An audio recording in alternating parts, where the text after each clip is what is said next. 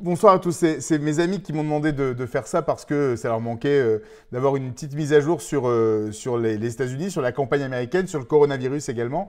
Et donc, j'ai préparé une mini-conférence pour qu'on essaie de tout comprendre en moins d'une demi-heure avec vos questions à tout moment. N'hésitez pas à vous démuter. La situation sanitaire, elle s'améliore à New York, mais elle empire dans le New Jersey, qui a de plus de morts quotidiens que New York depuis quelques jours. Il y a eu 1450 morts au cours des dernières 24 heures. Et au total, aux États-Unis, il y a 1,2 million de cas testés. Donc on est très très loin de la réalité parce qu'il n'y a pas énormément de tests pour qui veut aux États-Unis. Je vais y revenir un peu plus tard avec le cas de Los Angeles. 68 500 morts, 153 000 guéris comptabilisés. À New York, le chiffre vient de tomber pour les dernières 24 heures. Il y a eu 226 morts supplémentaires. C'est le chiffre le plus bas depuis le 26 mars. Et le nombre de morts par jour a diminué de 70% par rapport à début avril. C'est quand même à New York qu'on compte le plus de cas de morts et loin derrière le New Jersey. Les États-Unis ont 20 morts pour 100 000 habitants. Alors, c'est ça le problème, en fait, c'est qu'on est en train de mettre en avant énormément le nombre de morts qu'il y a aux États-Unis. C'est le pays qui est le plus touché en termes de morts, en tout cas par rapport aux pays qui ont une certaine transparence. Mais si on fait la comparaison nombre de morts par 100 000 habitants, alors les États-Unis sont plutôt bien lotis. 20 pour 100 000 aux États-Unis. En comparaison en France, on a 37,2 pour 100 000. L'Angleterre, enfin le Royaume-Uni et l'Italie, on est en 42-47 pour 100 000. L'Espagne, 54 pour 100 000. La Belgique, c'est une catastrophe, 70 morts pour 100 000 habitants. En comparaison, ici en Israël, on a 2,4 morts pour 100 000 habitants. Mais ça, ce sont les pays transparents. En Chine, aux Philippines, au Brésil, en Iran, le bilan est définitivement bien pire que tous ces pays démocratiques et transparents. Je voudrais vous parler aussi du fait que n'hésitez pas à m'interrompre, à me poser des questions. Je veux que ce soit le plus interactif possible. Donc vous pouvez vous démuter et me parler tout simplement. Alors je vous rappelle que les États-Unis, c'est en fait 50 pays. C'est 50 États, 50 pays avec 50 gouverneurs, 50 politiques différentes, 50 ministres de la santé locaux. Le gouvernement fédéral, ce ne sont que des directives, comme les directives au niveau européen. Là, c'est au niveau des États-Unis. Alors, le pouvoir exécutif dans ce genre de situation, c'est au niveau des États et des gouverneurs que ça se passe. Mais les gouverneurs n'apprécient pas du tout les directives de Donald Trump et de son équipe par rapport au confinement obligatoire. Et en tout cas, la plupart des gouverneurs républicains, même certains démocrates, je vous rappelle que Andrew Cuomo, le gouverneur de New York, au tout début de la crise, avait catégoriquement refusé de mettre sa ville sous quarantaine en s'isolant totalement du pays. Cela aurait probablement pas évité le nombre de morts terrifiants dans l'État de New York, qui, si on le prend comme un pays indépendant, est toujours l'État le plus touché au monde. Le pays New York serait le pays le plus touché au monde. 313 000 cas, 18 900 morts à la minute où je vous parle. Je viens de vérifier les chiffres sur Google qui vous donne les chiffres pays par pays, État par État, région par région, si vous tapez juste chiffre coronavirus sur Google. Alors pour New York, la faute, c'est la proximité, son statut de ville de passage de toute la planète, des métros non désinfectés qui fonctionnent 24 heures sur 24. Pour la petite histoire, pour la première fois de son histoire, le maire de la ville, Bill de Blasio, a ordonné la fermeture du métro 4 heures par nuit pour désinfecter toutes les rames. C'est assez absolument effarant que pour la première fois, on désinfecte les rames de métro tous les jours parce qu'il y a ce coronavirus. Les New-Yorkais ne sont pas du tout sérieux. Il y a par exemple, dans les supermarchés, il y a des sens sur le sol, ils ont mis des flèches. Et ces flèches ne sont pas du tout respectées, les gens se bousculent, même des lignes seules pour respecter, comme sur les autoroutes en France, vous savez, pour qu'il y ait la distance de sécurité entre les voitures. Pendant une période, il y avait des petites lignes, des petites flèches en France, ils ont mis ça dans les supermarchés pour que les gens respectent. C'est absolument, absolument pas respecté. Et je vais vous montrer une photo qui a été prise hier. Cette photo, c'est Christopher Street, hier, sur les bords de Hudson, le long de la West Side Highway. Le comble du comble, c'est que c'est la communauté gay qui se retrouve et c'est un exemple parmi des milliers, mais c'est le comble parce que la crise du sida, on aurait pu penser qu'ils auraient eu une attitude plus responsable, mais pas du tout. Il se trouve que les gays sont moins touchés que la plupart des New-Yorkais. Il semble que le médicament pour empêcher le virus du sida de se propager dans le corps est un effet contre le coronavirus, comme une grande partie de la population gay est soit séropositive, soit prend un médicament qui s'appelle Truvada de la PrEP qui empêche d'être contaminé par le VIH. Ils peuvent tous être porteurs sains sans le savoir, mais le problème, c'est que ce sont des bombes humaines et donc ils se baladent ici à Christopher Street. C'était hier après-midi, aucune distance sociale, aucun masque. C'est absolument terrible de voir ça. Pour en finir avec le corona, je voudrais vous parler du cas de Los Angeles.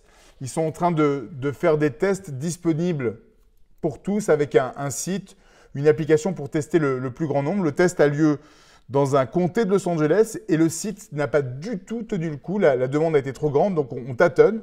Un peu comme en Israël, on tâtonne, mais la Californie est de loin l'État qui a le mieux géré la crise aux États-Unis en se confinant la première semaine de mars et avec des ordonnances strictes. Souvent, les Californiens, la 5e puissance du monde, a émis la possibilité de se désolidariser de la Fédération des États-Unis, prendre son indépendance. Alors, ce n'est pas évident, ça fait un peu son bout de chemin, mais ça appauvrirait énormément les États-Unis, ça garantirait une victoire républicaine à tous les coups, tellement le nombre de grands électeurs est important, mais cela entraînerait surtout une réaction en chaîne très rapide avec le Texas qui ferait la même chose aussitôt. Bref, de la politique fiction. Lionel Abo n'est pas là, mais je lui laisse la primeur de la politique fiction. Je voudrais vous parler de Donald Trump. Trump a suggéré qu'il fallait ingurgiter des produits de type eau de Javel pour éradiquer le coronavirus.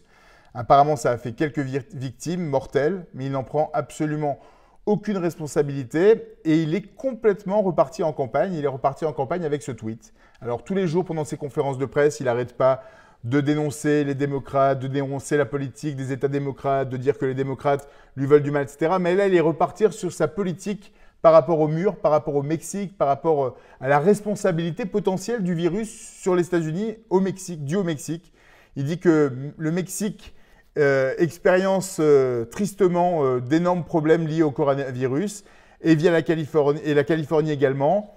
Il dit que les gens viennent par la frontière sud, que c'est un classique et les Américains sont extrêmement chanceux de l'avoir comme président.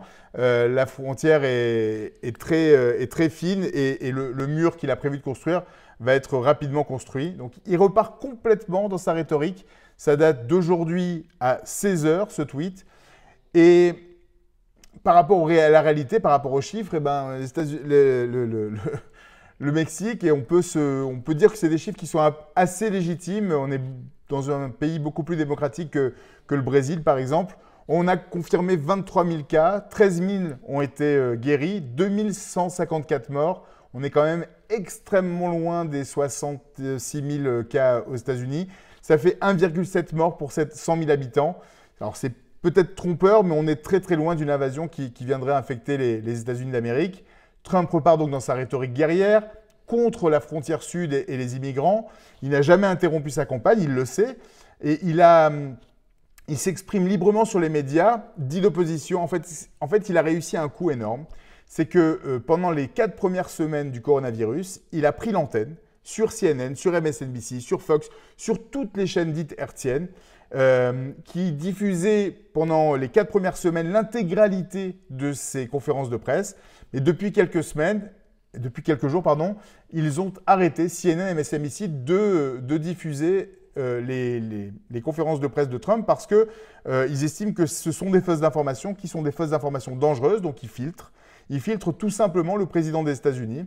En fait, Trump avait réussi, donc il le filtre parce qu'il y a des tweets comme celui qu'il vient de dire sur le Mexique, qu'il n'arrête pas de dire des choses du type « buvez des produits de Javel pour éradiquer le virus ». Et en fait, il avait réussi de trouver le moyen de reproduire le schéma de 2016 où il était diffusé en permanence à ses moindres interventions, ses moindres déplacements pendant la campagne.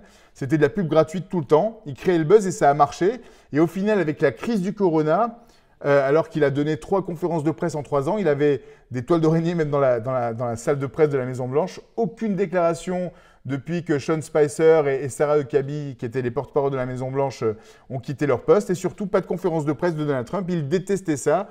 Il faisait toujours ses déclarations devant son hélicoptère. Comme ça, il pouvait prétexter de ne pas avoir entendu une question et passer à autre chose. Et c'était très malin de sa part.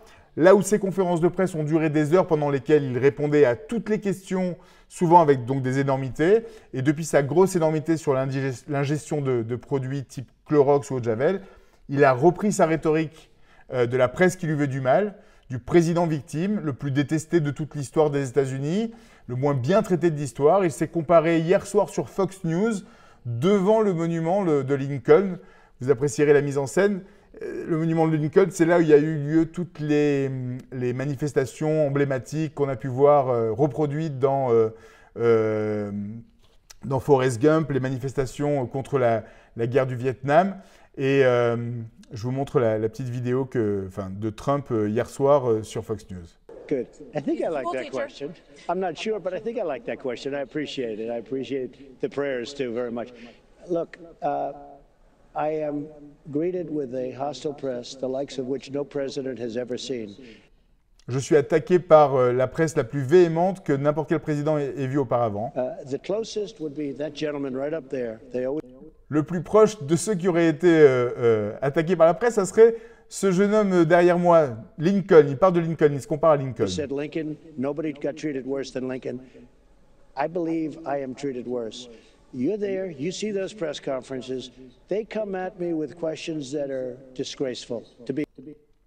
J'ai l'impression que pendant toutes ces questions posées par la presse, qui sont des questions disgraceful, qui manquent de grâce, je suis traité bien plus mal que Lincoln ne l'a été traité à l'époque. Their manner of presentation and their words. And I feel that if I was kind to them, I'd be walked off the stage. I mean, they come at you with the most horrible, horrendous, biased questions. And you see it, 94 or 95% of the press is hostile. Donc il se pose dans cette position de victime, et je vous rappelle pour mes mots que Lincoln a été assassiné, qu'il a gagné la guerre civile contre le Sud, qu'il a aboli l'esclavage. On verra comment l'histoire se souvient de Trump, mais pour l'instant, on est loin de ce genre d'héritage. Et c'est vraiment typique de la posture que Trump a pris. Trump, c'est le pouvoir, c'est le président, c'est le plus riche, c'est le plus, etc. Et pourtant, il se met dans la posture de la victime qui lui a permis de gagner l'élection présidentielle en 2016. Cette posture-là, pendant 4 semaines, il a réussi à tromper complètement la presse américaine, notamment dite libérale, MSNBC et CNN, pendant 4 semaines en ayant l'attention totale, des conférences de presse de plus de 2 heures diffusées en direct à la télévision. C'était que du bénéfice pour lui. Là, ils viennent de revenir en arrière, mais il est extrêmement malin et c'est pour ça que je voulais le souligner. Cette mise en scène-là, c'était 1h30 d'émission hier soir sur Fox News qui a été reprise encore une fois dans toute la presse. Voyant que la conférence de presse à la Maison-Blanche ne marchait plus, il a mis une nouvelle mise en scène pour que ça marche. Il est toujours en campagne. Il n'est pas du tout seulement en gestion de la crise du coronavirus. Il est vraiment, vraiment en campagne.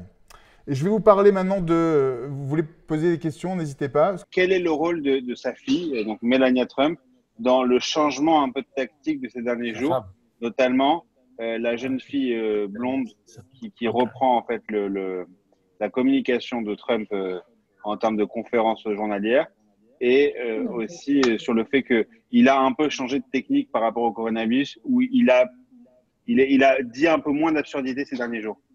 Alors, en tout cas, c'est ce que j'avais relevé. La position de sa fille, de Ivanka Trump, a toujours été présente. Il fait des allers-retours par rapport à qui il ouvre ou non son oreille. La nouvelle porte-parole de la Maison-Blanche est en fait l'ancienne directrice de la communication qu'il a récupérée, qui avait une très bonne opinion avant. Elle est revenue. Il est en pleine repréparation de sa campagne.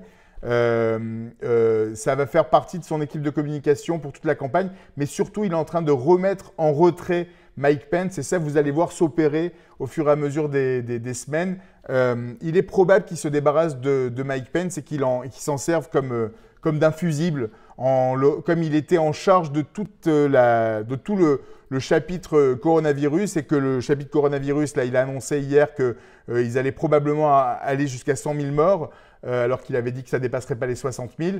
Il risque de prendre Mike Pence comme fusible, et je n'ai pas prévu d'en parler aujourd'hui, mais je pense qu'il a dans sa manche une possibilité de le remplacer dans le ticket pour le candidat à la vice-présidence par une Nikki Haley qui ferait bien l'affaire, parce qu'elle ne ferait qu'un seul mandat et ensuite pourrait reprendre la main s'ils étaient réélus.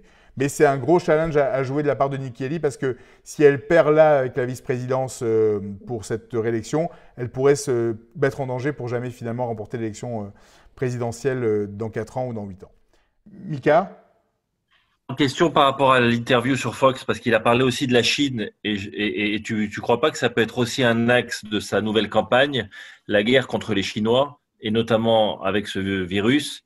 Donc il peut faire monter un peu la sauce là-dessus. Ça peut plaire aussi à tous les Américains, ce côté je défends la patrie face aux gros méchants chinois. Donc, qu'est-ce que tu en penses? C'est exactement ça. Il a plein d'opportunités, il a plein de cartes, plein de jokers qu'il peut faire par rapport à sa guerre. C'est ma conclusion et j'en parle très souvent, c'est que les Américains ne changent jamais de président en temps de guerre, ils ne changent jamais de commandant en chef en temps de guerre. Donc, quelle que soit la guerre, que ce soit contre le coronavirus, contre l'Iran, contre la Corée du Nord, contre la Chine ou contre la frontière sud américaine avec le Mexique, il est en rhétorique guerrière, même si c'est un homme interventionniste et qu'il n'a absolument pas du tout l'intention de rentrer en conflit. C'est là en fait que c'est un énorme challenge pour lui parce qu'il veut être en rhétorique guerrière comme l'était par exemple Nixon en 68. C'est comme ça qu'il a réussi à remporter son élection et après en 72 sa réélection avec la guerre au Vietnam. Pareil pour George W. Bush. Ils sont dans des rhétoriques guerrières mais des rhétoriques guerrières qui sont en plein conflit. Vietnam, guerre du Golfe. À partir du moment où il n'y a pas de conflit, les Américains ne votent pas pour toi. C'est pour ça que George Bush le père avait gagné sa guerre du Golfe contre Saddam Hussein en 92 au moment de sa candidature à la réélection. Il avait perdu parce qu'il avait déjà remporté. Et donc les États-Unis n'étaient plus en guerre. Donc c'est pour ça qu'il joue sur une ligne très sensible de ce point de vue-là, Donald Trump. Mais sa rhétorique guerrière pourrait vraiment l'emporter. Alors, Ilan me posait cette question sur la campagne démocrate et sur Joe Biden. Et c'est vrai que Joe Biden est très très mal. Dans les États, d'abord pour parler un petit peu des sondages, des derniers sondages dans les États qui pivotent, qui pourraient vraiment faire potentiellement que Joe Biden devienne le 46e président des États-Unis, la Floride, le Michigan, la Caroline du Nord, qui est la terre de Nikki Haley dont je viens de parler, la Pennsylvanie, qui sont censés être un territoire acquis pour Joe Biden. Donald Trump est très, très, très, très, très, très loin. Il l'emporte extrêmement, extrêmement bien dans toutes les zones rurales et dans toutes les zones industrielles. Il a plus de difficultés dans les villes. Ça serait plus les démocrates qui l'emporteraient. Donc, on n'est pas du tout dans des chiffres qui permettent de donner un confort, quel qu'il soit, à Joe Biden. Le Wisconsin que Trump, Bush et Reagan ont remporté à chaque fois, Biden doit absolument l'emporter. Et pour l'instant, le Parti démocrate est en plein déclin là-bas. C'est le plus mauvais candidat que les démocrates aient pu espérer. Il a 18 ans, il est bègue, il a de lourds dossiers. Il est bègue, c'est pas du tout terrible, c'est juste que malheureusement, face à Donald Trump, en débat, avoir un monsieur de 78 ans hésiter dans ses mots pour pouvoir répondre, on a besoin de quelqu'un qui s'affirme, etc. Ce qui est fou, c'est que Joe Biden face à Donald Trump va paraître un genou face à Joe Biden en plein débat. Il a de lourds dossiers, c'est clairement un retour en arrière dans les années Obama, ce qui n'attire plus personne parce qu'en fait, c'était pas un mauvais président, c'était même un bon président pour les Américains, mais c'est un autre monde dans lequel on vit. Peut-être qu'avant le coronavirus, on pouvait encore surfer sur retour en arrière, retour à la normalité, retour à la moralité, mais là, on est dans une totale autre configuration et le fait d'avoir un candidat qui se présenterait pour un seul mandat avec pas de programme parce que pour l'instant Biden n'a absolument aucun programme, il n'est pas du tout présent dans les médias. Quand il est présent dans les médias, c'est une catastrophe et je vais vous le montrer. Pour gagner face à Trump, il faut de l'engouement et le tout sauf Trump, ça ne marchera absolument pas. Et cet engouement, il était présent avec une Elizabeth Warren, surtout avec Bernie Sanders. Je ne suis pas en train de dire que ce sont des candidats que moi je préférais, ni de l'un côté ou de l'autre. Je ne prends pas parti par rapport à ça. J'essaie vraiment de présenter la situation telle qu'elle est. Et c'est vrai qu'un Bernie Sanders avait un engouement derrière. Et il y a énormément d'électeurs, même qui détestent Donald Trump, qui auraient voté pour Bernie Sanders, qui n'iront pas voter pour un Joe Biden. Biden est inexistant aujourd'hui en termes de lutte contre le coronavirus. Il aurait pu se mettre dans une situation avec une équipe médicale derrière lui pour dire tous les jours, voilà, c'est telle est la situation. Enfin, une sorte de, un peu comme font les Anglais en général, une sorte de contre-cabinet. Et en pleine campagne présidentielle avec une crise aussi grave, ça aurait été assez intelligent de le faire. Aujourd'hui, il est en train de porter son propre boulet. Il y a une accusation pour agression sexuelle, pas harcèlement sexuel, agression sexuelle. Qui date d'il y a 27 ans, quand il était sénateur du Delaware. Et il est allé sur le plateau de MSNBC pour s'en défendre cette semaine. 18 minutes d'agonie où il a nié en bloc, mais pas du tout en toute transparence. On va déchiffrer ces 3 minutes que j'ai réussi à récupérer de cette interview pour que vous compreniez un petit peu mieux. In 1993, Mr. Vice President, that you pinned her against the wall and reached under her clothing and penetrated her with your fingers. En 1993, monsieur le vice-président, vous l'avez plaqué contre le mur et vous l'avez pénétré avec ses doigts. Je vous traduis à quel point cette journaliste, qui est une journaliste notoirement démocrate, décrit l'agression sexuelle telle qu'elle a été décrite par la victime, Tara Reid, et pour vous montrer à quel point, ça c'est le tout début de l'interview, comment est-ce qu'elle a été extrêmement agressive. Donc elle n'a pas du tout les idées. Would you please go on the record with the American people? Did you sexually assault Tara Reid? No, it is not true. I'm saying unequivocally, it never happened. And it didn't. It never happened. Are you... Et il répond, ça n'est jamais arrivé. Il lui pose la question, est-ce que vous l'avez agressé sexuellement? Non, ça n'a jamais arrivé. Jusque-là, jusqu'à présent, c'est une réponse qui est clean, qui est claire, il n'y a aucun problème. Confident there is nothing? I'm confident there's nothing. No one ever brought it to the attention of me 27 years ago. This is any assertion at all. No one that I'm aware of in my campaign at, my Senate office at the time is aware of any such request. Et là, c'est vachement important. En fait, ce qu'il faut entendre dans cette question, c'est est-ce que vous êtes certain qu'il n'y aura absolument aucune preuve qu'il y a eu une demande d'enquête sur une agression sexuelle quand vous étiez au Sénat il y a 27 ans? Et lui, il dit dit pas je suis certain à 100% qu'il n'y a eu aucune agression, qu'il n'y a eu aucune demande d'enquête auprès du Sénat, etc. Il dit je n'ai jamais été mis au courant d'une telle demande d'enquête à l'époque, ni moi, ni les gens de mon staff à l'époque que j'ai pu contacter. Il est quand même du conditionnel. Donc, il n'est pas du tout dans une affirmation en disant « j'ai une certitude, je suis sûr à 100 000% qu'il n'y a absolument eu aucune demande d'enquête à l'époque ». Lui, il dit juste « je n'en ai eu aucune, je n'ai jamais été au courant de ça ». Et alors, pourquoi est-ce que vous pensez qu'elle fait ça ?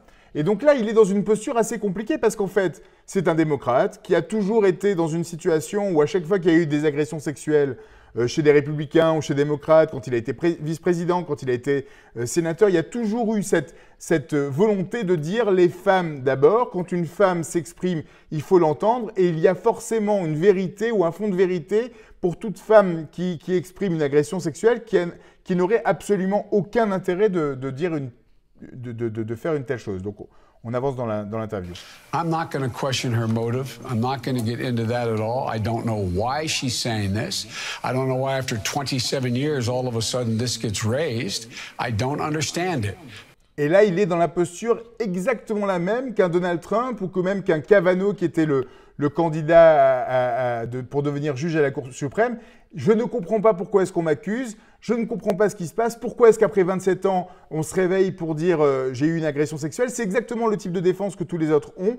Il a ce même type de défense et là, c'est extrêmement maladroit. Mais là où c'est vraiment très maladroit, c'est que donc il a dit des choses pendant les audiences du Sénat lorsque le candidat à la Cour suprême, Kavanaugh, avait été accusé, je ne sais pas si vous vous souvenez, c'était l'année dernière, il avait été accusé d'agression sexuelle par une de ses copines étudiantes quand il était à l'université. Et à l'époque, on va entendre ce que Joe Biden avait dit. But I'm not going to go in and question her motive. I'm not going to attack her. She has a right to say whatever she wants to say, but I have a right to say, look at the facts, check it out. Why is it real for Dr. Ford, but not for Tara Reid? Pourquoi est-ce que c'est réel pour Dr. Ford, qui était la personne qui avait accusé Kavanaugh d'agression sexuelle, et pourquoi ça ne serait pas vrai également pour Tara Reid? Elle vient vraiment et elle attaque, elle a dit « vous êtes incohérent dans vos excuses » et en plus, on va voir après qu'il n'est pas 100% transparent par rapport à la réalité des dossiers qu'il pourrait y avoir et qui pourraient prouver ou non qu'il y a eu une enquête.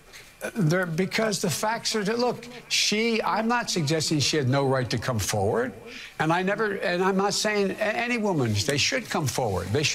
Là, il surfe sur le problème qu'il est démocrate, qu'il est toujours à la défense des femmes. Je ne suis pas en train de discuter qu'elle n'a pas le droit de venir en avant et de dire qu'elle a été agressée. Elle a le droit en tant que femme d'exprimer ce qu'elle veut, mais j'ai le droit moi aussi de me défendre et de dire que j'ai jamais été l'agresseur. And then it should be investigated. Are women to be believed unless it pertains to you? Est-ce que les femmes doivent être crues? Est-ce qu'on doit croire les femmes à moins qu'on parle de vous? Look, Women are to be believed, given the benefit of the doubt. Les femmes on doit croire les femmes, mais il doit y avoir le bénéfice du doute. Donc il est complètement dans une défense à l'opposé de tout ce qu'il a fait toute sa carrière politique. They come forward and say something that they said happened to them. They should start off with the presumption they're telling the truth. Then you have to look at the circumstances and the facts. Il faut toujours partir de la présomption de culpabilité, présomption que la personne qui vient devant pour dire qu'elle a été agressée, c'est une réalité, et après, il faut regarder les faits. Donc si on suit sa logique, il faut partir du principe que ce que dit Tara Reade, c'est la réalité, c'est la vérité, et après, il faut contrôler si c'est vrai ou si c'est pas vrai. Le problème, c'est que il y a un lieu dans lequel il pourrait y avoir des dossiers qui montrent que Joe Biden aurait été accusé au Sénat il y a 27 ans, et ces dossiers, il ne veut pas les libérer. And the facts in this case do not exist. They never happened. The University of Delaware records, which have raised questions because they were supposed to be revealed to the public, and then they were sealed for a longer period of time. Il était sénateur du Delaware et toutes les archives de ses années sénatoriales sont à l'Université du Delaware.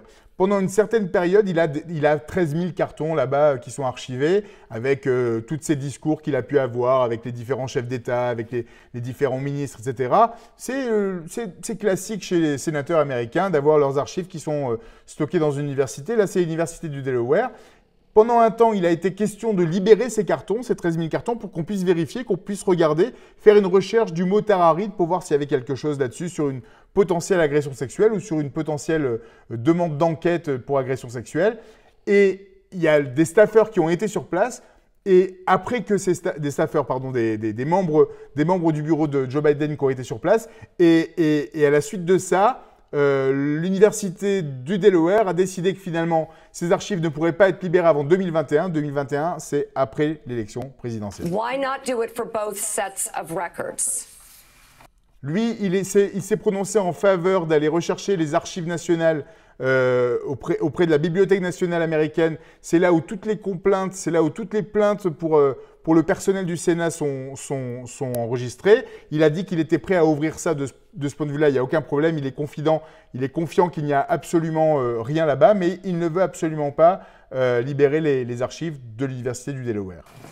Because the material in the University of Delaware has no personnel files, but it does have a lot of confidential conversations that I had with the president about a particular issue, that I had with the heads of state of other places, that would not be something that would be revealed while I was in public office or while I was seeking public office. It just stands to reason, to the best of my knowledge, no one else has done that either. Voilà. On est dans une situation où il ne veut pas libérer les archives de l'Université du Delaware. Il dit que personne ne l'a jamais fait dans le passé. Il dit qu'à l'intérieur de ces dossiers, il y a des dossiers extrêmement sensibles. Sauf que quand on est candidat à la présidence des États-Unis, il doit y avoir une transparence absolue, surtout quand on est démocrate. C'est la tradition chez les démocrates. Je voudrais juste préciser que Joe Biden, c'est toujours le candidat présumé du Parti démocrate. Il doit toujours obtenir 1991 délégués pour être officiellement nominé. En fait, vous savez comment ça marche. Il y a des primaires et dans chaque primaire, il y a une escarcelle à récupérer, des délégués qui sont donnés proportionnellement en fonction des victoires ou des défaites. Il a combattu face à des Pete Buttigieg et Elizabeth Warren et Bernie Sanders. Il a obtenu un certain nombre de délégués. Pour l'instant, il est encore très très loin des 1991 délégués nécessaires. Et on a de nombreuses primaires qui ont été annulées. La primaire de New York a été complètement annulée. Ça veut dire que de nombreux délégués n'ont pas été attribués, ce qui l'empêche d'obtenir de facto sa nomination. Donc c'est le nominé présumé, mais il n'est pas le nominé tant qu'il n'a pas obtenu ses 1991 délégués. Et je prédis, même si je ne suis pas dans le business de la prédiction, je prédis par rapport à la réalité des chiffres qu'il n'obtiendra pas ces 1991 délégués parce que Bernie Sanders, par exemple, qui a dit qu'il avait suspendu sa campagne, n'a pas interrompu sa campagne complètement. Il est toujours sur les bulletins, sur les primaires qui vont arriver. Ça veut dire qu'on peut toujours voter pour Bernie Sanders. Donc Bernie Sanders peut toujours remporter des délégués puisque c'est attribué de manière proportionnelle. Mais quand on va arriver à la convention démocrate à Milwaukee qui va avoir lieu au mois d'août, lors de cette convention, si aucun des candidats, si ni Joe Biden ni Bernie Sanders n'a obtenu ses 1991 délégués, on arrive dans une convention contestée. Ça veut dire quoi? Ça veut dire qu'il va y avoir un deuxième, un troisième, un quatrième tour, que les délégués sur place, que les gens qui ont été élus à l'intérieur de ces primaires, qui se retrouvent à Milwaukee, virtuellement ou réellement en fonction de la réalité de la situation, vont se retrouver sur place et il va y avoir un deuxième, un troisième, un quatrième tour. Et là, tout peut arriver parce que au sein du Parti démocrate, il peut même y avoir un candidat sorti du chapeau, un Andrew Cuomo, qui est le gouverneur de New York, par exemple, qui gère plutôt bien la crise de New York, même si le bilan est catastrophique. En tout cas, du point de vue des Américains et du point de vue des New-Yorkais, il gère plutôt très bien sa crise. Retour d'un Bernie Sanders, qui est le numéro 2 et qui permettrait d'avoir énormément d'électeurs qui ne seraient pas prêts à voter pour un Joe Biden, qui pourraient voter pour un Bernie Sanders et qui pourraient l'emporter face à Donald Trump. C'est totalement possible. En 1968, Robert Kennedy devait gagner la nomination. Il a été assassiné en pleine primaire, puis c'était le président Lyndon Johnson qui a finalement annoncé qu'il ne se représenterait plus. Alors qu'il avait remporté le nombre de délégués suffisant pour se présenter. Et au final, lors d'une convention hyper agitée, hyper violente, c'est Humphrey qui a été élu pour être nominé et il a perdu de manière terrible face à Richard Nixon. J'ai le sentiment que si Biden n'est pas un candidat viable, il pourrait soit abandonner à cause de ses allégations d'agression sexuelle, soit parce qu'il est fatigué, avec des pressions du Parti démocrate, ou qu'il n'obtiendrait pas le nombre de délégués nécessaires et on risque d'assister à une convention également très animée au mois d'août. Mais je ne suis pas dans le business de la prédiction, je vous l'ai bien dit. Je mets juste l'histoire en perspective pour mieux décoder le présent et le futur. Voilà. Ceux qui disent que Trump a gagné d'avance comme Mika, ils se trompent. Ceux qui disent que Biden est foutu, rien n'est jamais joué en politique américaine, surtout dans une période aussi incertaine et avec un président aussi imprévisible. Voilà. Est-ce qu'il y a d'autres questions?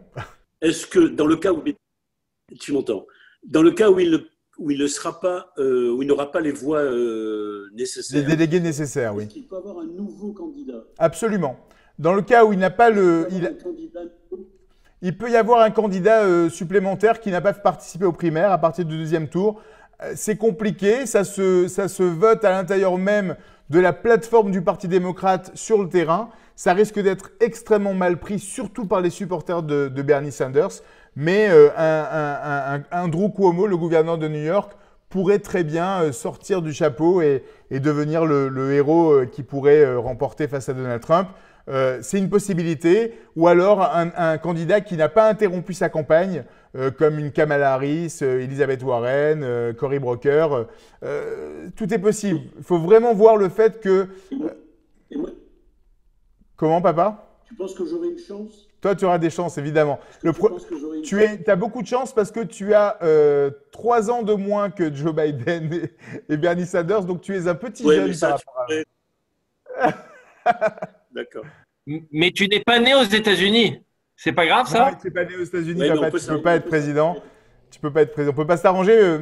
Il y avait eu une histoire quand Arnold Schwarzenegger était gouverneur de Californie, il y avait eu un buzz absolument incroyable et il faudrait pour que Arnold Schwarzenegger ait été candidat, il aurait fallu qu'il y ait un amendement de la Constitution et pour avoir un amendement de la Constitution, il faut avoir une majorité de 2/3 au Sénat, au Congrès, mais surtout, et c'est ça le plus compliqué, que 2/3 des États, donc de tous les États-Unis, 2/3 des États votent également en faveur d'un amendement. C'est pour ça qu'il n'y a pas eu d'amendement depuis vraiment très très longtemps et qu'il y a très peu de chances que ça passe. Est-ce que tu penses qu'un ticket Joe Biden, alors on a parlé d'Elizabeth Warren peut-être, mais un ticket Bernie Sanders, Joe Biden peut faire l'affaire, ou Joe Biden, Bernie Sanders plutôt? C'est possible, ça calmerait énormément le problème, c'est que le vice-président, il est là pourquoi? Il est là au cas où le président des États-Unis meurt pour pouvoir prendre la suite. Or, un ticket avec deux vieux, excusez-moi, de 78 ans, c'est pas méchant, c'est une réalité. 2 personnes de 78 ans sur un ticket, c'est vraiment problématique. 2 hommes blancs de 78 ans sur un ticket, c'est énormément problématique. Parce que pour l'emporter aujourd'hui au Parti démocrate, il faut une femme et probablement une femme de couleur. Stacey Abrams, qui est une femme du courant libéral, qui est noire, serait la mieux placée pour pouvoir permettre, d'abord parce qu'elle n'a pas le bagage. Elle porte pas le bagage de la campagne. Il n'y a pas eu toutes les attaques qu'il y a eu contre tous les autres candidats à la primaire. Et elle pourrait rameuter, en tout cas, toute une partie du parti libéral de la gauche. Une AOC n'est pas éligible parce qu'elle n'a pas les 35 ans requis pour pouvoir être candidate. On me pose souvent la question, est-ce que Barack Obama pourrait se présenter en tant que vice-président parce qu'il ne peut pas être élu troisième fois depuis Roosevelt. On n'a pas le droit aux États-Unis d'avoir un candidat à la vice-présidence pour un troisième mandat. Constitutionnellement, il n'y a pas marqué que le vice-président ne peut pas avoir été 2 fois élu président. C'est pas aussi précis que ça. Mais par contre, il y a marqué que comme le vice-président doit être dans une posture où il doit remplacer le président, toutes les caractéristiques, les conditions qui font qu'il est sur le ticket doivent être les mêmes conditions que pour élire un président. Donc techniquement, les constitutionnalistes vont se battre. Mais à la fin, il est probable que la Cour suprême, si ça va jusqu'à la Cour suprême, Obama ne pourrait pas se représenter. On nous parle aussi de ticket avec Hillary Clinton. Hillary Clinton, il ne faut absolument pas qu'elle se présente. Elle n'a absolument pas du tout les faveurs des Américains, ni libéraux, ni républicains, bien sûr. Il y a d'autres questions? Oui, alors moi, j'ai loupé un petit moment au début parce que j'avais plus de batterie sur la première partie qui était le Covid et la stratégie américaine. C'est ça que j'aimerais comprendre parce qu'en fait, si j'ai bien compris, chaque État fait ce qu'il veut, puisque tu parlais de la Californie qui a de très bons résultats. C'est exactement ça. Ce sont 50 États, 50 gouverneurs, 50 manières de décider avec des directives qui sont données par le docteur Fauci, président des États-Unis, l'équipe coronavirus qui est dirigée par le vice-président Pence. Donc, toutes ces personnes-là donnent des directives, mais au final, les gouverneurs, ce sont eux qui décident. La preuve en est, c'est que quand Donald Trump avait demandé, et je l'ai dit tout à l'heure, au gouverneur Cuomo de New York de se mettre en quarantaine totale et confinement total et isolé par rapport au Connecticut, au New Jersey, etc., il a refusé et Donald Trump, à moins de déclarer un état d'urgence et de mettre des soldats pour interdire les gens de dépasser les frontières des États, il n'a absolument aucun pouvoir de ce point de vue-là. Il aurait pu déployer la garde nationale, il aurait pu déployer des soldats et faire en sorte, mais là on arrive dans une situation de guerre de milices et il faut vraiment éviter ça aux États-Unis parce qu'ils sont surarmés et qu'on a bien vu qu'ils n'étaient absolument pas obéissants par rapport aux directives du président américain. La preuve, c'est qu'il y a des tonnes d'États où le confinement est obligatoire et où les gens ouvrent quand même leur commerce, font des manifestations, arrêtent les voitures des officiels pour leur empêcher de passer. Et si le confinement continue aux États-Unis de telle manière, on arrive vers une crise qui peut s'apparenter avec des interventions de milices locales qui vont tout faire pour se défendre. Et juste par rapport à ce que tu disais, c'est important de dire également que les Américains, et pour les Américains et pour Donald Trump, la primeur, ce qui est le plus important, c'est l'économie. Et ce n'est pas uniquement parce que ils sont, on va dire, c'est pas parce qu'ils veulent l'argent à tout prix et que c'est le capitalisme. Il y a ce côté-là, mais il y a aussi une réalité. C'est que c'est un pays avec aucune aide sociale. C'est un pays avec zéro chômage. Là, les chiffres du chômage, on parle de 24%, mais on s'apparente plutôt autour des 40% de chômeurs qui ne touchent absolument aucune aide sociale. J'en ai parlé sur la radio Cannes. Je disais qu'il y a tous les travailleurs indépendants, les coiffeurs, les chauffeurs de taxi, les agents immobiliers, les gens qui ont des petites entreprises, tous ces gens-là ne touchent mais absolument aucune aide sociale. Et donc, ils sont dans une telle agonie, ils sont à $1 près, et ces gens-là, ils vont mourir de la crise économique avant de mourir du Covid. Et c'est pour ça qu'il y a du sens à ce que dit Donald Trump, il ne le dit pas de la bonne manière, mais il y a du sens à dire que la crise économique pourrait tuer davantage de gens que la crise du Covid aux États-Unis, même si elle va en tuer déjà près de 100 000. Voilà. David, juste une question. C'est quoi, sur les 1 200 € que les Américains ont touchés, 500 € par enfant, c'est quoi? C'est pas tout le monde, alors c'est quoi ça? C'est pas du tout le monde, c'est ceux qui gagnent moins de 72 000 $ par mois. Si c'est pas cumulé avec si c'est pas cumulé avec leur conjoint ou avec d'autres personnes qui feraient partie du foyer, et c'est ensuite divisé au prorata. Et dès que tu dépasses les 120 000 $ par mois, tu touches plus rien. C'est en fait les par an, excusez-moi, par an. 72 000, 72. Tous ceux qui n'ont pas les moyens là dont tu parlais. J'ai des amis intimes qui ont touché 82, qui ont déclaré 82 000 $ par an pour l'année 2018, qui est la dernière année qu'ils ont présenté au fisc. Sachant qu'ils avaient présenté 82 000 $ pour l'année, ils ont touché absolument zéro d'aide sociale. Voilà. Mais tu parlais des démunis, donc ceux-là vont toucher de l'argent par contre. Oui, 1 200 $ une fois pour le mois de mars, et c'est tout. Ouais. Et c'est tout. Il n'y a rien pour le mois d'avril, il n'y a rien pour le mois de mai, il n'y a rien, c'est tout. Voilà. Donc tu peux pas. Et tous ces gens-là, ils continuent à payer leur loyer, leur retraite, tout. D'où l'intérêt de remettre le pays en marche. D'où l'intérêt, parce que c'est une question de survie. C'est pas une question, c'est une question de survie, et c'est pour ça que c'est compliqué la balance entre la santé et parce que la santé gratuite. Ce que je veux dire, c'est qu'aux États-Unis, ils sont même pas remboursés pour leur test du corona. C'est-à-dire qu'ils ne sont pas remboursés. Si demain tu es malade, la plupart d'entre eux vont dire « je préfère rester chez moi et mourir à la maison plutôt que d'aller à l'hôpital parce que prendre une ambulance, ça me coûte 5 000 $ que va payer ma femme, mes enfants et c'est problématique. » Et donc ils pensent comme ça. C'est pour ça qu'il y a des gens qui meurent du cancer ou du corona alors qu'ils pourraient largement être…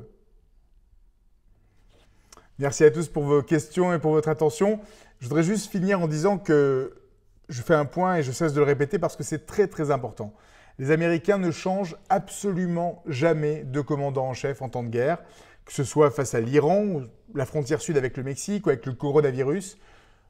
Avec la Chine, on en a parlé un peu plus tôt, Trump fait tout pour se mettre dans la position du chef de guerre et ça pourrait bien lui donner la main pour remporter un deuxième mandat, toujours avec un vote populaire inférieur à sa compétition, mais en remportant, comme en 2016, le vote des grands électeurs. Je ne suis pas dans le business de la prédiction, mais j'essaie d'analyser au mieux les données que j'ai devant moi. On se donne rendez-vous dans 2 semaines pour un nouveau point sur les États-Unis.